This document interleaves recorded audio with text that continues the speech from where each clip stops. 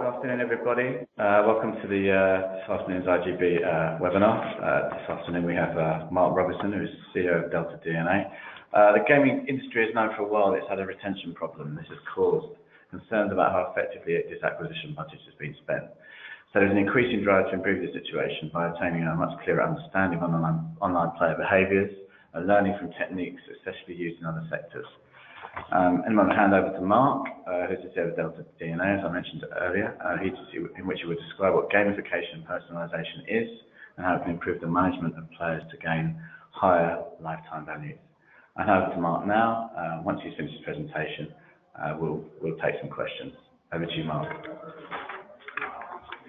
Thanks, Stephen, and hello, everybody. Thanks for your time today just to talk about some of our perceptions on how engagement and lifetime value can be improved in real money gaming environments, and also talk about some really good, strong practical advice that we've seen working with our clients to deliver more appealing environments, more intuitive environments, and consequently have a strong impact on the profitability of acquisition spend.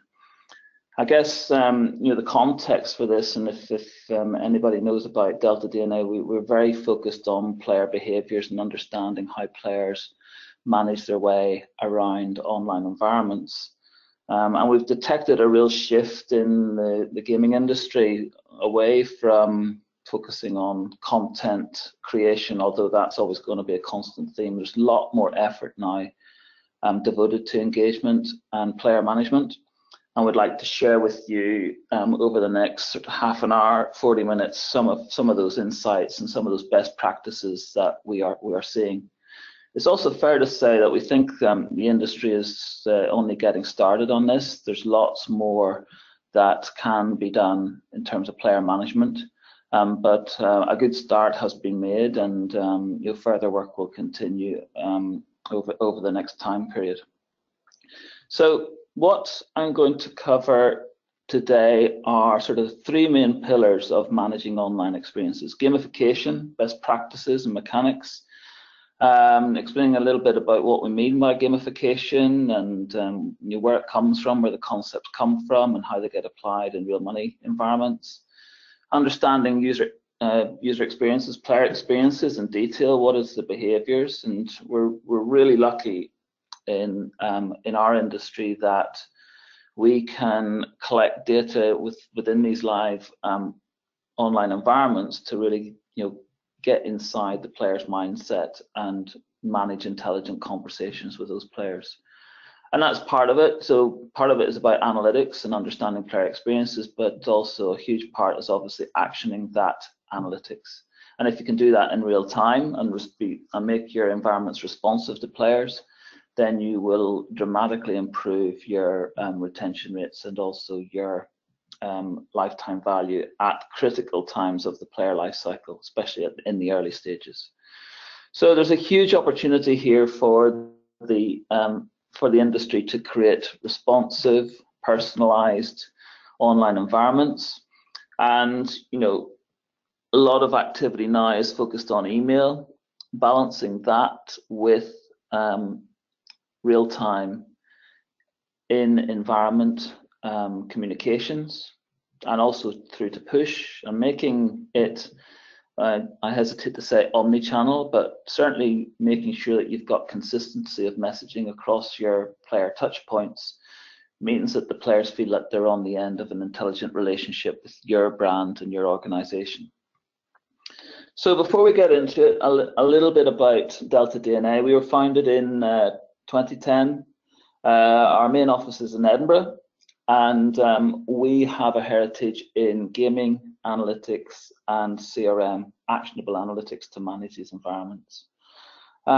We have historically worked in the core sector of mobile video games, and have broadened that out over the last several years to social casino and real money gaming.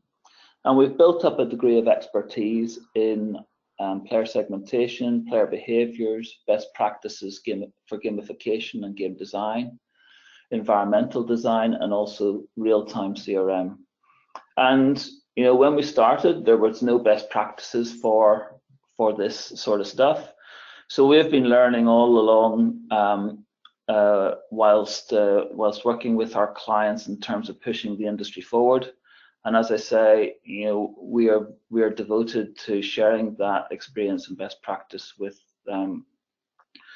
our clients and with the industry in general, so that players are rewarded for their devotion, and we can increase the return on investment of our clients through working with DeltaDNA. So, one of the things that strikes us is that the real money side of gaming has now got an opportunity to learn a lot from mobile video games. For those of you that don't know mobile games too closely, the economics of this business is pretty tough. You give the game away for free, having spent hundreds of thousands of dollars developing the game. Acquisition spend can be high. Maybe 60% of players don't return after the first session. That's a typical stat. 1 or 2% of your player base will spend to play, and you also then need to generate income from advertising. So game balancing and understanding player experiences is vital to making these games successes.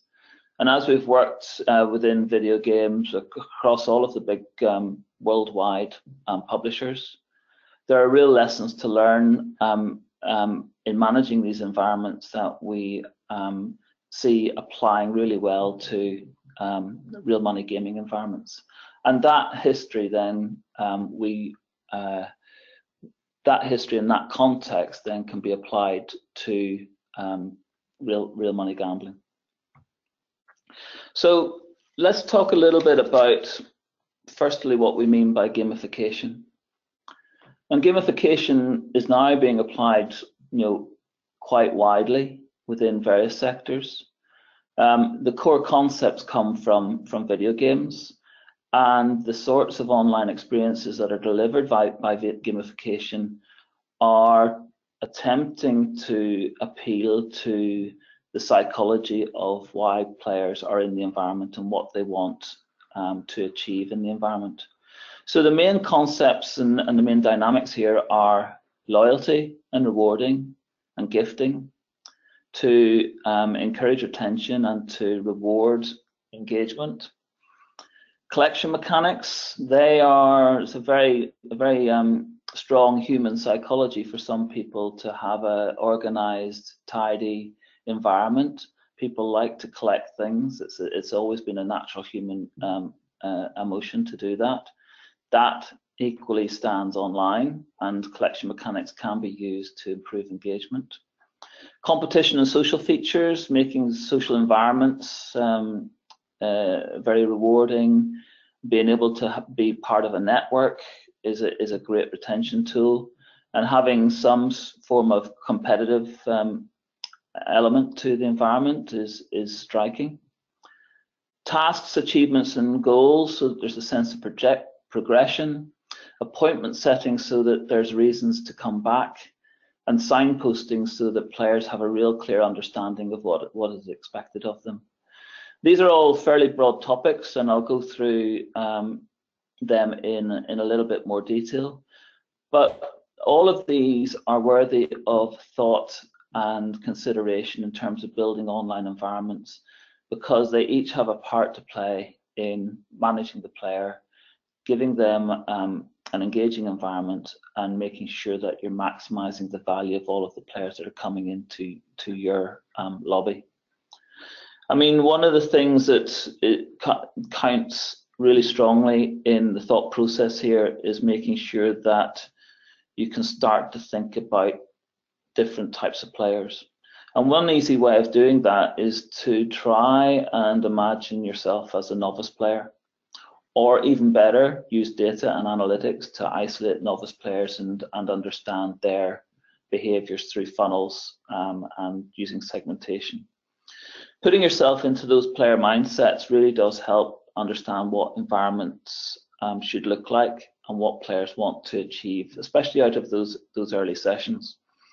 And through that, we've built up a whole set of best practice advice that can either be implemented natively in the game environment on websites or on smartphones and other tablet devices by adjusting the overall environment design, or more easily using technologies like DeltaDNA, where real-time data comes out of the environment into our analytics engine that maps onto player activity. And in real time, our scoring engine can then respond with specific and personalized messages to players to give them hints and tips, to manage them around the environment, to make suggestions, to give them offers, rewards, appointments to come back for the next session and reasons to come back, to generate a rich and responsive series of messages for different types of players, so that the environment becomes truly responsive to the individual player. But thinking about the sort of the best practice environmental considerations, some of the golden rules that we have been using across mobile video games, social casino, and real money are things like the first 60 seconds is so vital. Players will make up their mind during that time whether they want to stick around or not. First impressions really count. And if you're a novice player, then the risk is that, frankly, our lobbies are quite busy. There's lots of content in there. Players might feel intimidated. They may not understand what is expected of them. And they will be maybe clicking around in a fairly unguided way, trying to find what is the right content for them. And that's where gambling organizations start to lose a bit of control in terms of their acquisition budget. The best thing to do for novice players is put them into a simple environment with really clear signposting. There's no reason to be subtle here, actually being extremely clear and not making any assumptions about what the player knows, and making sure that those novice players get to a good destination within that first session and feel some sense of achievement. So exploring the environment should be controlled. You should give a sense of achievement, certainly early in session one, and you could keep communicating goals, being generous and rewarding, so that players feel like they're increasing momentum through session one and giving them lots of really useful and motivating reasons to return. So this is quite intense. It's a lot of hard thinking about the goals for session one, and it's trying to balance a good outcome for the player with a good outcome from the organization. And essentially that's making it simple, having achievable goals and being clear on those goals. You may, for example, want a player to find a particular slot machine and interact with that slot machine for a few minutes. Extending session lengths, especially in the early days, tends not to be the best idea. If you think of a session length that is sort of 5-10 minutes and is enough for players to actually get to the right content, have a feeling of some level of engagement, and feel like there's reasons to come back, then you can expand the environment and start to expand the exploring in subsequent sessions. So be fairly constrained on what you want to achieve in session one and make sure that it is done really well. And these are some very important golden rules where you'll see the return rates improve dramatically.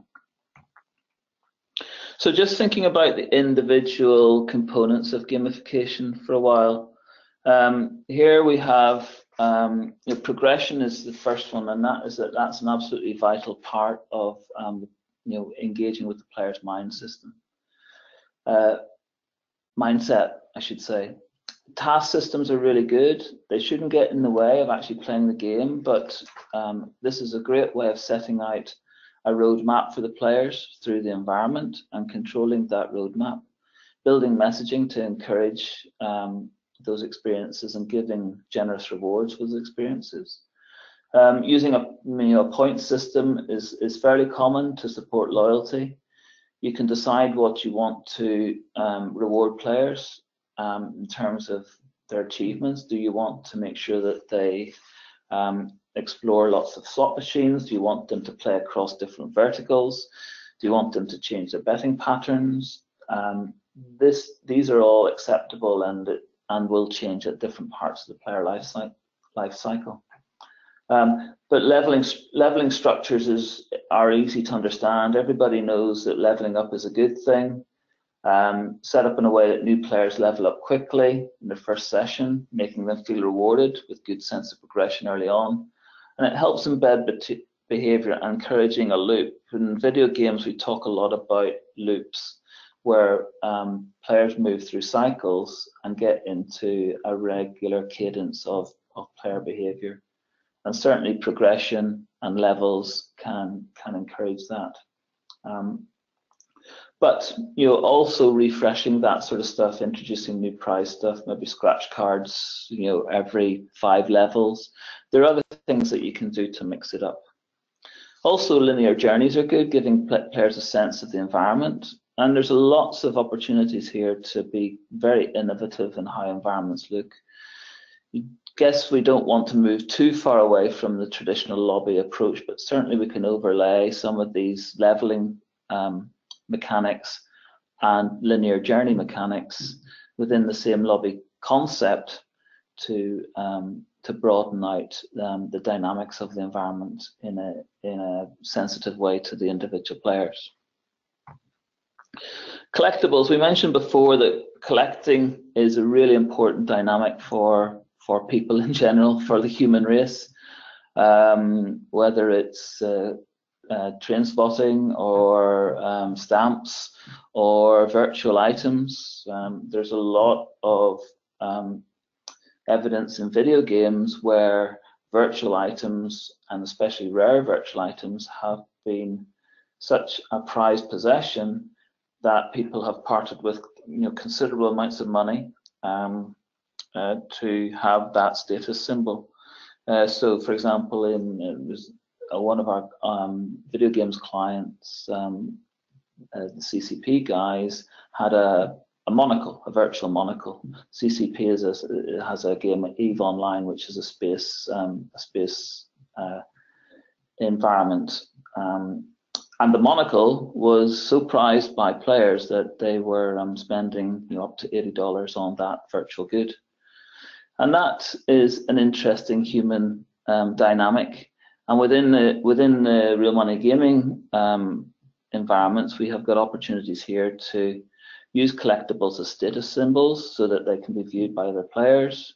Creating an avatar is a very strong dynamic for certain players, and making sure that these cosmetic trophies give players a sense of completion, but also potentially give them some bragging rights within their network and within their community. These different techniques, it's important to say at this stage, these different techniques will appeal to different players. So it's a case of having a combination of these different techniques and understanding the player behaviors so that you can deliver them to the relevant players without actually cluttering the environment and getting in the way with too many options for individual players. Social and competition is incredibly important. Some players are naturally very sociable, some players aren't. The other aspect about competition is that as you can moving players around different verticals and different games is quite refreshing. If you're seeing through the data players burning out on slots or on poker, then switch them, offer them to move, rewards to move into a different part of the environment, a different game, and that can be refreshing and prevent burnout and prevent churn from players. Recognizing those signals within the data, within the real-time data, and then responding through messaging to nudge players around different parts of the environment. And that is an incredibly successful part of managing churn and preventing those retention problems arising. And appointment setting is another aspect that we've talked about. This is giving players extremely good reasons to return, usually through loyalty, rewards, generous rewards for coming back and getting into a certain cadence of play. The offer and the reward should be based on knowing players' typical session behavior. Doing it as a one-size-fits-all is not particularly successful, and that, I think, is the main tip for all of this gamification approach. You can change the environment for everybody by building this stuff into the online environments, whether it's website or mobile. But better is to segment players and understand the different segments of players that you've got. Novices or experts, aggressive or cautious, sociable or not so sociable, skillful or are learning.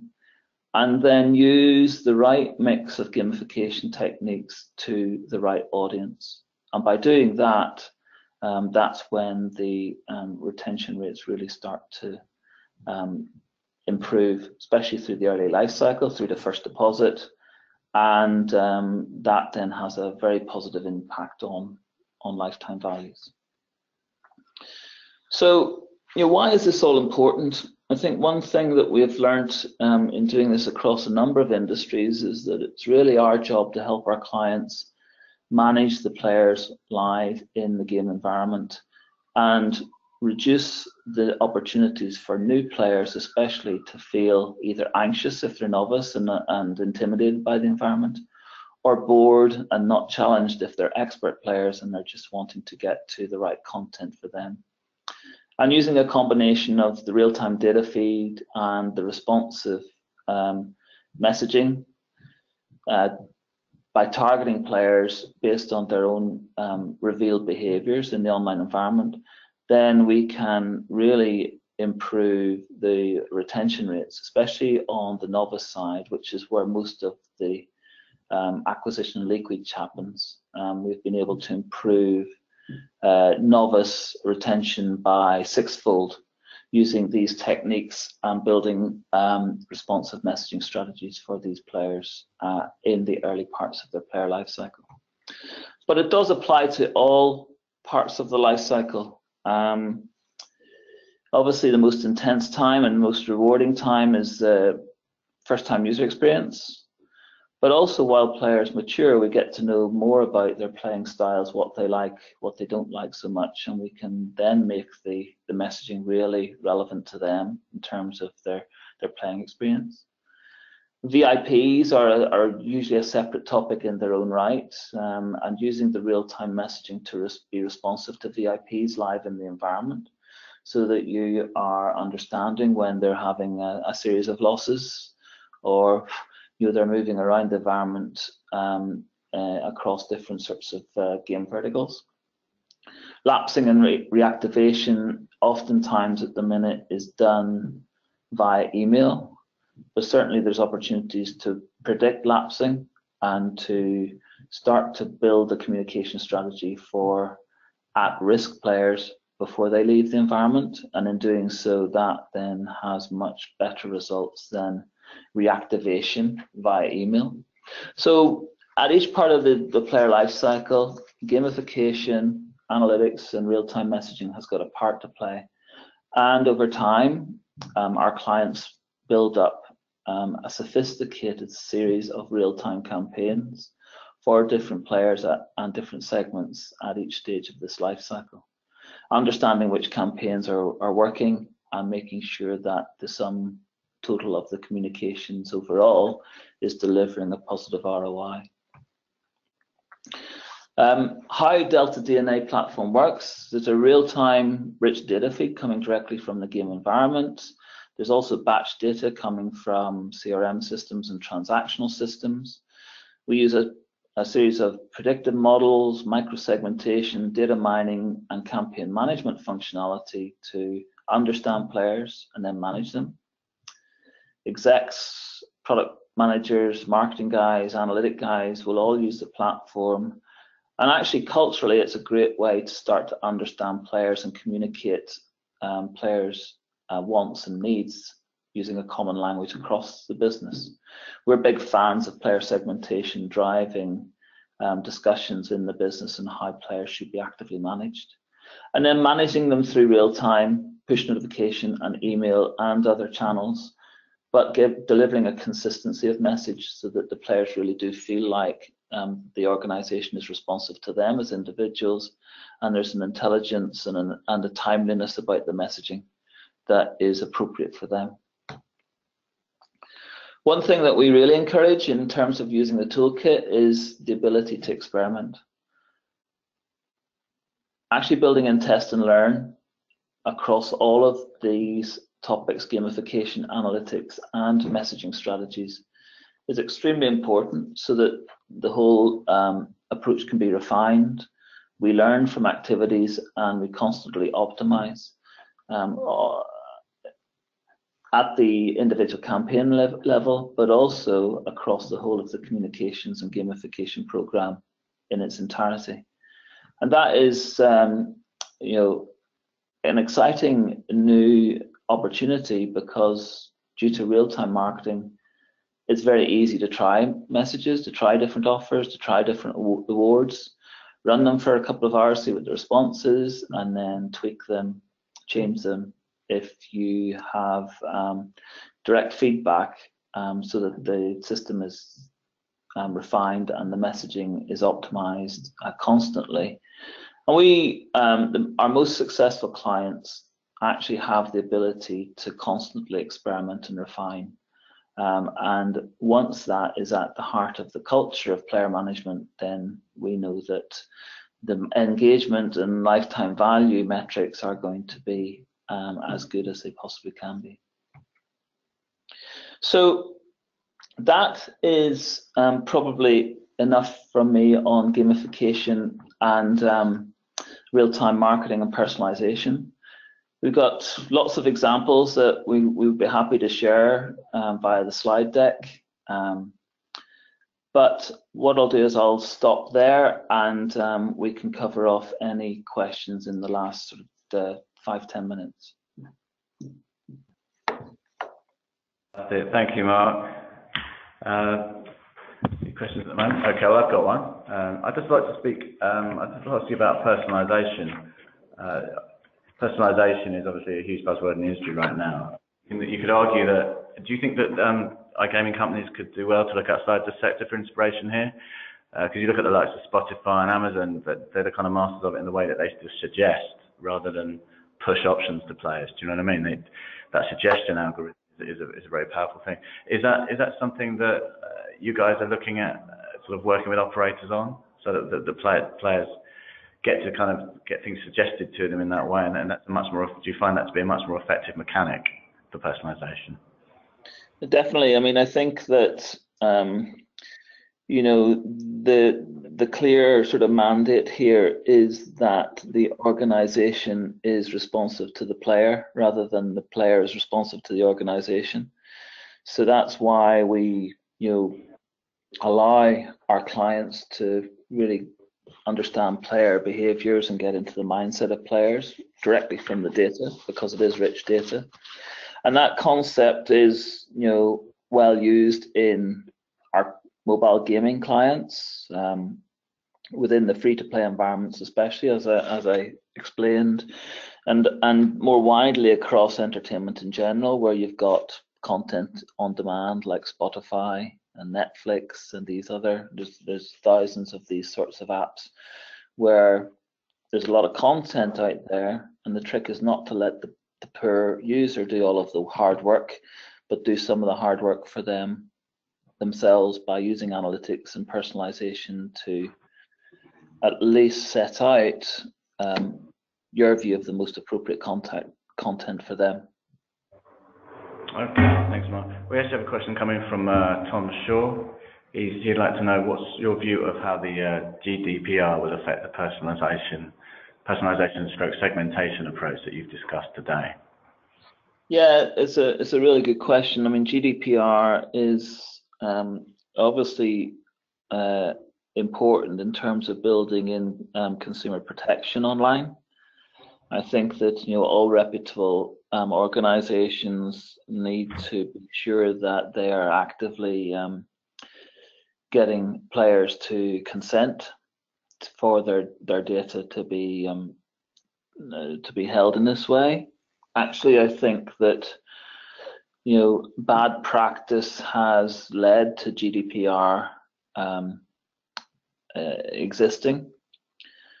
Our view on this is that the reason for collecting this data is to really understand the players, to give them a better experience. And not only is this managing them in the environment and rewarding and offers and encouraging deposits, but it's also protecting the consumer as well. So some of the applications that we work within are spotting behaviors that are aligned to problem gambling, and making sure that the environment is responsive to that. Fraud detection is another one, understanding who are exploiting the system. So the data collection is there to protect consumers and protect organizations, and to improve the improve the whole experience, as well as your organization's brand.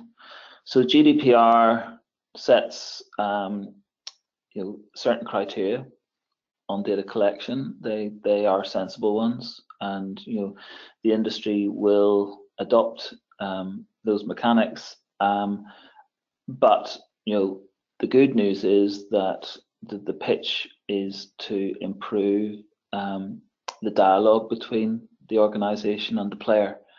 It's not to and brands will be successful in doing that, and we move away from the poor experiences that players have been having, which has kind of resulted in this sort of approach and this sort of legislation. Okay, thanks, Mark. We're into like the last 10 minutes or so. Actually, I was just going to say, anybody got any questions, please send them in. Another one's just popped in from James Pope.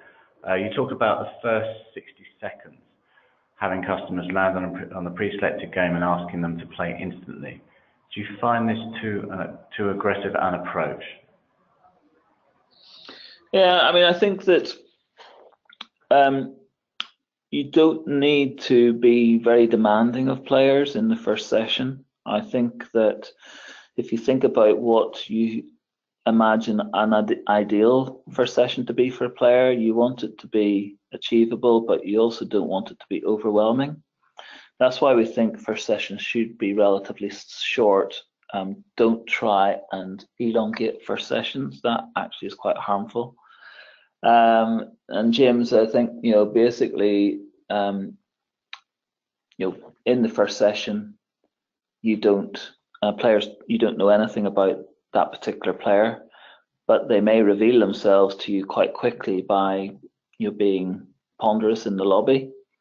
If they are ponderous in the lobby and they're obviously clicking around and not making any progress, then yes, I would say at that point you might want to push a message up which says try this slot machine or try some sort of outcome.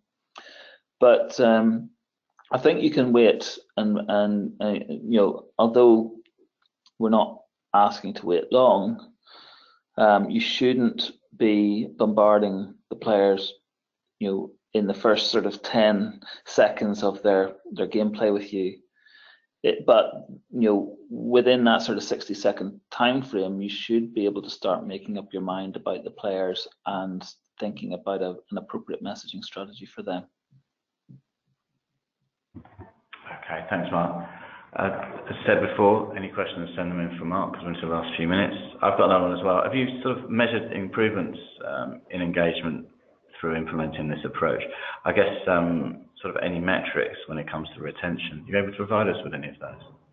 Yeah, I mean, they're dramatic. We have seen, especially when we think about early onboarding, by putting in some of these early gamification mechanics and thinking about the first session in detail, what a successful outcome to that first session has been. We've seen a 20-30% uplift typically in retention rates, and oftentimes it's more than that once we start to get into second, third, fourth, fifth sessions and augmenting the player journey using funnel analysis to understand where the blockers are, and then getting into that sort of test and learn cycle to remove the blockers and promote a messaging strategy that delivers for the individual players. Okay, thanks, Mark. Another one just coming from Kay Chiang Chen. The question is, are online gambler and online gaming player, i.e. video game players, among the same population regarding in terms of their behaviours? Is there any sort of special behaviour that can be used to sort of improve marketing among online gamblers from, obviously translated from that video game audience? I think what we're suggesting in this presentation is that there are best practices and there are different types of player segments and messaging strategies that in general apply to all online environments. Now, when you get down to the specifics of the implementation, then you really need to know your own players, and you're using tools like DeltaDNA, understand those specific behaviors. But the best practices are common across all online environments. Obviously, video games and real money gaming environments are very rich environments, and so that's why there are lots of options in terms of applying gamification and personalization, because you really can understand the players' motivations and their behaviors and respond to that. So that's what our approach is, to say these best practices and these approaches stand in good stead across all of these online environments, but the actual implementation of them is down to your own data, your own players, and those specific things about your organization. Thanks, Mark. We have another one in from Tom Fletcher. Is it important to give the consumer an option to skip the introductory processes, such as the platform navigation, the first play option, so they do not feel spoon-fed? I think Tom is referring to cases of the more experienced user of other similar platforms. Yeah, definitely, Tom. As well as the novice players coming in to your environment, there are the expert players that know what they want and know how to get there. So that's why actually gamification is best deployed when it is hooked up to the real-time data feed that maps sort of individual player journeys. Gamification is less successful when it's a generic and one-size-fits-all approach. Although some aspects of that, like leveling up and reward systems, can work where people self-select, and you can then augment that with individual messaging. But definitely, think about the different behaviors that are in there. Novices will want a certain treatment.